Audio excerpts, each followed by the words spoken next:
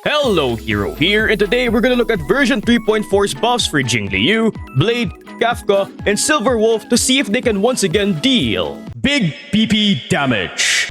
But just as a quick disclaimer, the footage and information shown is from the creator experience server, so things could still change when the update drops. But let's first start with Kafka. First of all, her most important change is that her skill can now detonate DOTs of every enemy hit by her skill. This gives her a more accessible multi-enemy attack, making it easier for her to deal with groups of enemies. Her talent also received some changes, enabling any attack from Kafka's teammates to trigger her follow-up attack, whereas previously it could only be triggered by a basic attack, with its max trigger count also increasing from 1 to 2, with her recovering 1 use at the end of her turn. But the neat thing is, her bonus ability Thorns was also changed to go along with this. It enables her FUAs to also detonate DOTs while also allowing her ult to restore 1 of its trigger counts. Fun fact, the DOT detonated using her talent does deal more damage compared to the ones detonated by her skill.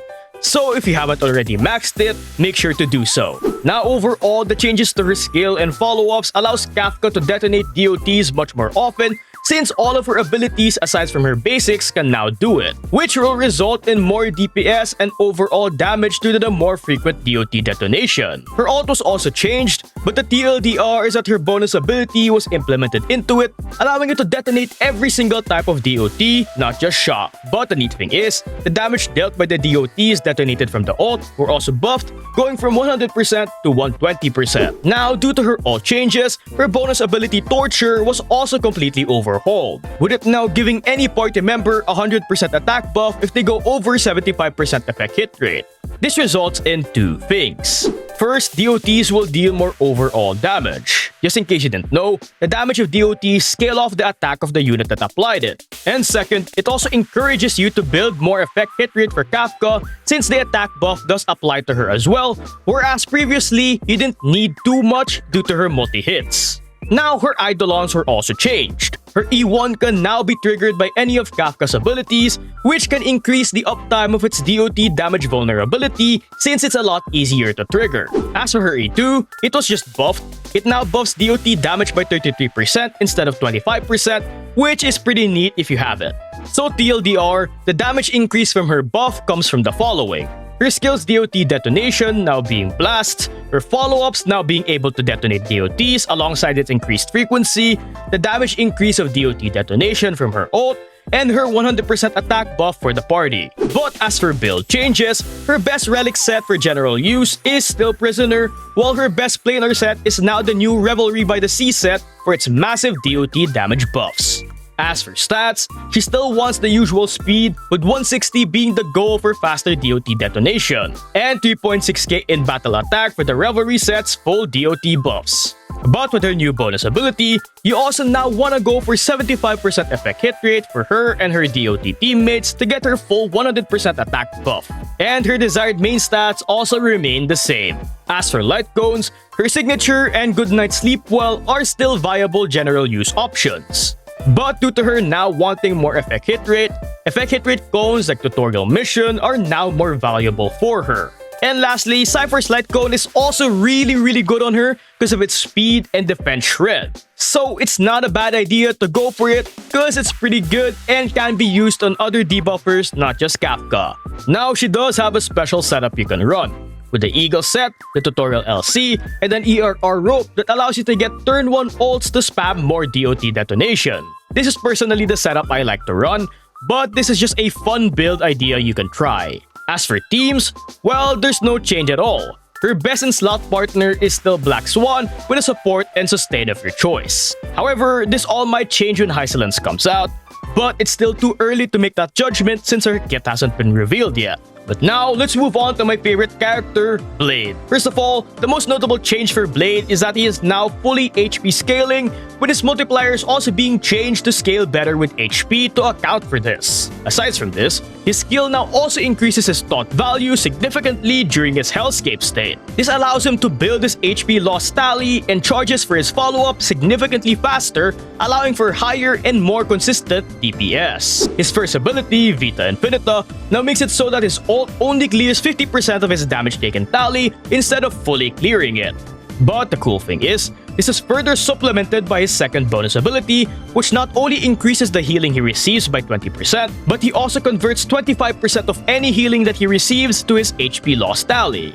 Both of these allows him to fill his ult's damage tally so much faster, resulting in higher and more consistent ult damage. And to properly take advantage of that, his third bonus ability was changed so that aside from buffing his follow-ups to deal 20% more damage, it now regens 15 energy every time you use it. Meaning, due to his increased follow-up frequency stemming from his enhanced state's increased aggro, it also results in him being able to use his ult more often. It's also worth noting that Blade's E1 was also changed, with it now increasing the damage of his enhanced basic attacks and ult against their main target based on 150% of his HP loss tally. So TLDR, the damage increase from his buffs results from the following: the change from dual scaling to fully HP scaling, the more frequent follow-up attacks due to increased aggro, and finally increased ult frequency and better consistency in its damage. Now as for builds and teams, well, nothing really changes, but we can go over them really quickly. His best set is still Longivus for bonus HP and crit rate, while for planar sets, it's the Bone set for bonus HP and crit damage. For stats, he still benefits from speed and crit stats, and just like before, you still want to build him full HP, but due to his changes, he now benefits from this more than ever, with him still having the same desired main stats. Nothing really changed for his LCs either, with him benefiting a lot from LCs that give HP like his signature, Ninja Record, or Mighty Signature, but LCs like Secret Vow are still pretty decent options. As for team, again, nothing really changes. His best supports are non-attack based supports like 3B or Sunday, with an S1 Hyacinth being his best partner for HP buffs and lots of follow-up charge. And just like before, you can run him in the typical hyper carry setup or a duo DPS setup with Castoris or Jingliu. But with Blade out of the way, let's go over Silver Wolf's buffs, which I personally believe is the best out of the batch. First of all, her ult is now an AoE, allowing you to inflict its defense shred on all enemies. But aside from this, its base chance of inflicting debuffs was increased to 120%, meaning you need less effect hit rate to guarantee its debuffs land. But with these changes, it essentially turns her ult into a better version of Pella's ult, so I guess we can't keep clowning on Silver Wolf for being worse than Pella anymore. Now, her skill also received pretty big changes. It now prioritizes implanting the weakness corresponding to the element of your slot 1 party member, while increasing its duration from 2 to 3 turns and its base chance of debuff application from 85% to 120%. And its all-type Res Shred was also buffed, increasing from 10% to 13%, which is neat. But this change pretty much removed the random nature of her skill, so as much as possible, always have your DPS at the first slot so they can take advantage of the full 33% Res Shred from her skill. Her talent also received some changes. First of all, its defense shred bug was increased from 8 to 12%, and her base chance of inflicting bugs was increased from 72% to 100%. Aside from this, if an enemy with her weakness implant dies, it transfers the implant to an enemy without an implanted weakness, prioritizing elites or higher, which is a nice quality of life change. Her bonus abilities have also received notable changes. Her Generate ability had its base chance of inflicting bugs on broken enemies increased from 65% to 100%. As for her Inject ability, it was now completely overhauled, with it now giving 20 energy at the start of combat while regenerating 5 energy.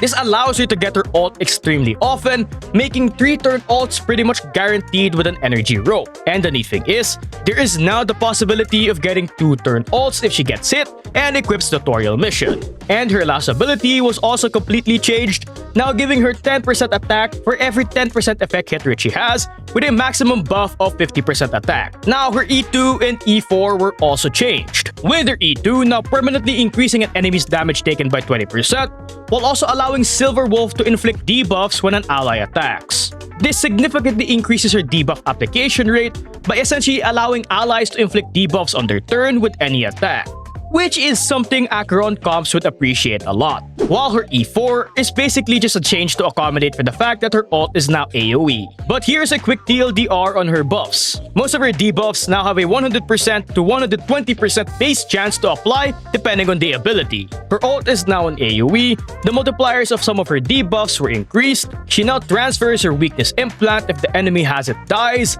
she gains energy at the start of combat and her turns, and finally, she gets a 50% attack buff if she has 50% effect hit rate. Now for build changes, the only thing that really changed is that she now needs way less effect hit rate than before, with you now only needing 42.9% to guarantee debuffs on 30% effect res enemies. But at that point, you might as well just go for 50% to max out her attack buff. But aside from this, it's all pretty much the same. Try to go for 160 speed for lots of turns, but breakpoints like 134 and 143 can work. And you still want a bit of HP and defense for both, with her still having the same desired main stats. As for relics, I recommend the Eagle set for more turns, especially if you can't reach 160 speed, since you can get her ult more often now. And you can just use any supportive planar like Penacony, Lushaka, etc. But for light cones, her best in slot is Cypher's light cone for bonus speed and a massive defense shred that stacks nicely with her own defense shred. But aside from this, resolution for its defense shred and tutorial mission for its effect hit rate and energy as usual are pretty good options. As for teams, thanks to her buffs, she is now a viable option to run as her debuffer in just about any game mode, with any team benefiting from her debuffs. And finally, moving on to Jingliu, who received the most noticeable changes. First of all, she made the shift from being attack scaling to being HP scaling, with her multipliers all being changed to scale better with HP. Now, this brought about two notable changes that you may or may not like. First of all, she no longer works with attack-based buffers like Robin or Tingyun, which causes her to now want highly contested supports like 3B, Sunday, or Hyacin. Second, you'll now have to reform all artifacts from scratch. Yay! Her talent also receives some major changes relating to the spectral transmigration state, with it now having a super long description, so I'll do my best to break it down for you. First of all, when entering the spectral transmigration state, she now starts with 3 stacks of syzygy, and the syzygy cap was increased from 3 to 4. Second, while in the spectral transmigration state, whenever an ally takes damage or consumes HP, she gains a stack of Moonlight. Now, Moonlight gives 44% crit damage and it stacks up to 5 times for a whopping 220 crit damage. And finally, she gets 1 syzygy stack after all allies, including herself, take damage a total of 20 times. This enables her to have a pretty high uptime on the spectral transmigration state. But the neat thing is, it's now possible to remain in spectral transmigration indefinitely given your team takes enough hits, with her ult and team-wide HP consumption mechanic also helping to generate syzygy stacks to keep the state's uptime. Now Sunday for bonus energy or other HP consuming units, with the best choice being an S1 Hyacin, also helps greatly with more consistent syzygy generation. They are especially helpful if you want to keep uptime on having all 4 syzygy stacks active, which is needed for her new bonus ability, Frost Wraith, which allows Jingliu's attacks to ignore 25% of the enemy's defense as long as she has all 4 syzygy stacks. Now, it's still possible to get 4 syzygy stacks even without Sunday or HP consumers, but it needs stages with lots of enemies or enemies with high attack frequencies, and even then, it might still not have full uptime. So again, I highly recommend running her with Sunday or an HP consumer if you want full uptime on 4 syzygy stacks. Her Death Realm ability was also changed, buffing her ult's damage by 20% while in the spectral transmigration state. And finally, her Sword Champion ability gives her 15 energy when using her normal skill, and gives her 8 energy after using her enhanced skill. Her Eidolons were also changed.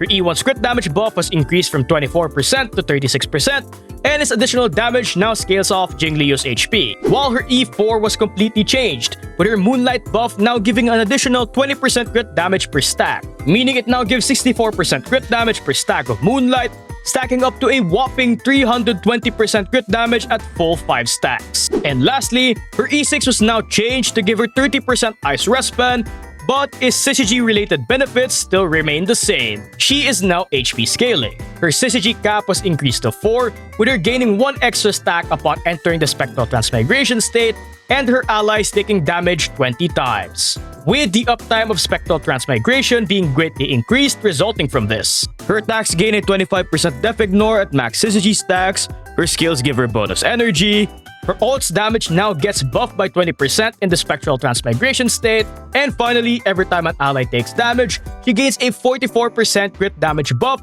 with a max increase of 220%. But for build changes, well, her best set is still Scholar Lost in Erudition. But for planar sets, you can use the Bone set for bonus HP, but she's already drowning in crit damage, so I personally recommend Rutilient Arena. As for stats, she still wants 134 speed, and try to go for 100% crit rate to fully take advantage of her massive crit damage buffs. But due to said buffs, crit damage substats are now severely devalued due to the stat now being very diluted. And just note, she does get 50% crit rate from her enhanced state, so don't get more than 50% from teammates, relics, and substats. And as we dreaded, she now wants HP stats instead of attack, so you'll have to refarm everything from scratch. As for main stats, you want speed boots, an HP crit chest, an HP rope, and an ice orb.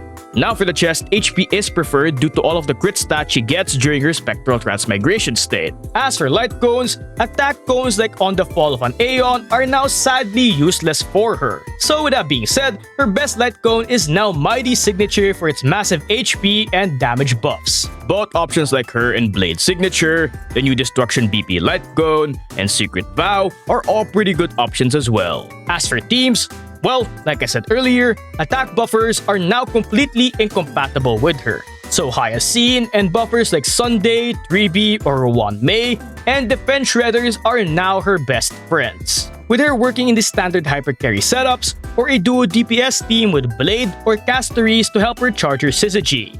But that should be it. I personally do think these buffs will end up making these characters, especially Silver Wolf, more viable in today's endgame content. Though I'm still very salty I have to refarm Jingliu's artifacts. But make sure to tell me what you think about their buffs in the comments below, and don't forget to hit me with a like and a sub.